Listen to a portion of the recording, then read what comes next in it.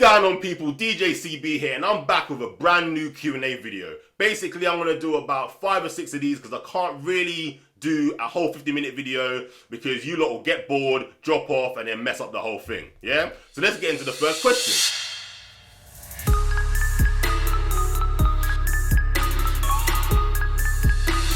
What is your opinion on a brand new DJ doing a season abroad? This was from BRENNAN on YouTube. Doing a season abroad, I've never done myself, but seeing others do it, personally, I think it's a great thing. Think about it, yeah? When you fly out and do a season for, 4 or 5 months, think of the amount of people you're gonna bump into, yeah?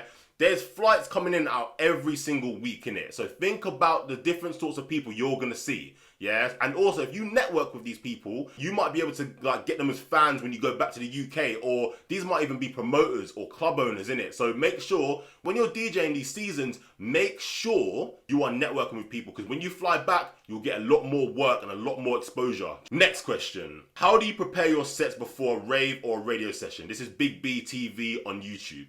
So, how I prepare for my sets before a rave, I don't have a planned set, do you know what I mean? I have crates. Like, the way I structure my sets is I do a warm-up, main set, then a warm-down, obviously. But then I break it up into little pieces. So, I've got crates and folders purely for them sections of the night. So, what my advice would be is prepare your sets by sections of the night. So, warm-up, main set, and warm down, because if you prepare a set from start to finish at home and then go to the set, it's not going to work because every set is different. So you might go and then the crowd are not actually feeling your music, so you got to change it up. For the radio stuff, just make sure you got clean music. Don't go on the radio station and obviously play dirty music. They won't play your mix. So radio set, I would just prepare clean music, but also practice like a 30-minute routine and then play that on the radio set, because you don't really want to freestyle too much on the radio, yeah? Because if you mess up, then, you know what I'm saying? It's on national radio, it's a bit peak. Next question.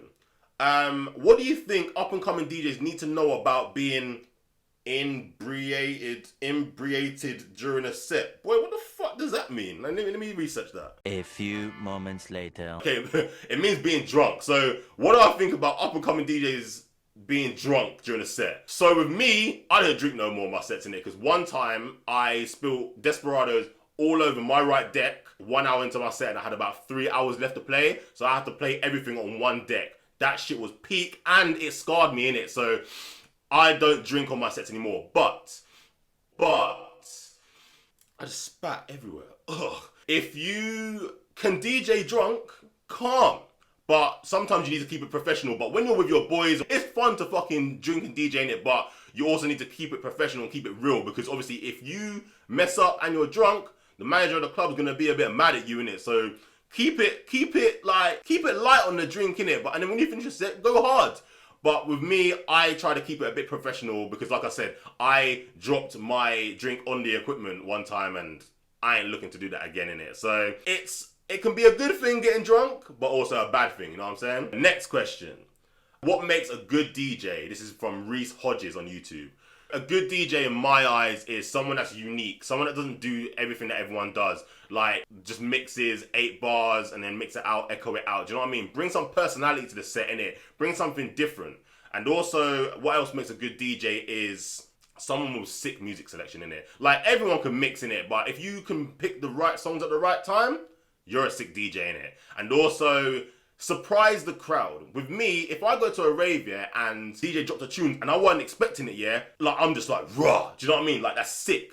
A good DJ in my eyes is keeping the crowd on their toes, dropping bangers, and also mixing as well in it. But mixing, obviously everyone can do that, but the song selection is fucking key in a club set in it. So that's my tip. Best way to get signed by an agency. This was by PAULSON. I don't really mess about too much with agencies. I've always said I don't really want to go into an agency, but my advice to get signed by an agency is talk to someone in the agency, figure out what they're doing and figure out what they want, and then get the person that you know to talk to the manager to then talk to you. Do you know what I mean? Like, email people, talk to people, network people, because these agencies are not going to know about you unless you actually go and talk to them. Do you know what I mean? Like, unless you go and network with these people, they're not going to know you in it. So you're not going to get signed unless you go and talk to these people. Do you know what I mean? So That's my advice. The best way to get signed by an agency is just go network with the people inside the agency, find out what they want, and then go from there. And the last question, how did you gain more followers on social media? This is by DJ Wayne E on YouTube.